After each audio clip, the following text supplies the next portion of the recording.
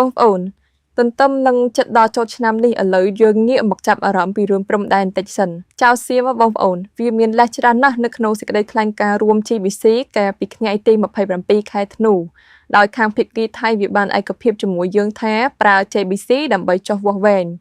tại về đại dương na sông ai cập trong JBC vì bài chỉ miền lại bậc tò rồi hốt mình chạy chậm mình chạy hao sợ lời này dương có mình sẽ nghiệm đáy muốn ní ruột lấy khai cả thán tịch cả prom đáy bàn trìnhประกาศ ព័ត៌មាន មួយទៀតឲ្យបងប្អូនក្នុងនោះដែរគឺនៅថ្ងៃទី7 ខែមេសានេះកម្ពុជាយើងស្នើសារជាថ្មីឲ្យមានការរៀបចំកិច្ចប្រជុំបន្ទាន់របស់ JBC ដែលនៅចន្លោះថ្ងៃទី17ដល់ថ្ងៃទី22 ខែមេសាខាងមុខនេះនៅខាងខេត្តសៀមរាបបងប្អូនតាមមុនពួកវាថាចាំរដ្ឋាភិបាលថ្មីវាបង្កើតឥឡូវគណៈរដ្ឋមន្ត្រីបានចូលស្បាត់ហើយចឹងចាំមើលថាតើពួកអាចារ្យសៀមនោះវាមានលេសអ្វីទៀតដែរឬអត់ក្នុងលិខិតនោះដែរក៏មានការទាមទារឲ្យក្រុមវាស់វែងចម្រុះចុះវាស់វែងលើដីជាក់ស្ដែងចន្លោះថ្ងៃទី20ដល់ថ្ងៃទី24ខែមេសានៅបង្គោលព្រំដែនលេខ15បងប្អូននិងនៅចន្លោះថ្ងៃទី17ដល់ថ្ងៃទី23មេសានៅក្នុងតំបន់ផ្សេងៗទៀត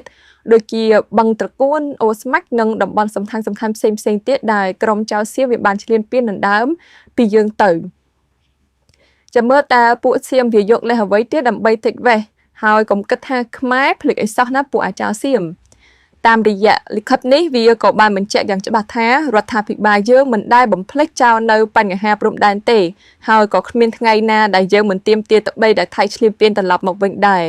បងប្អូនកុំភ្លេចចូលរួមចែករំលែកហើយយើងរួមចាំមើលថាតើពួកចៅសៀមនឹងវានឹងឆ្លើយថាយ៉ាងម៉េចចំពោះសេចក្តីថ្លែងការណ៍របស់យើងនេះ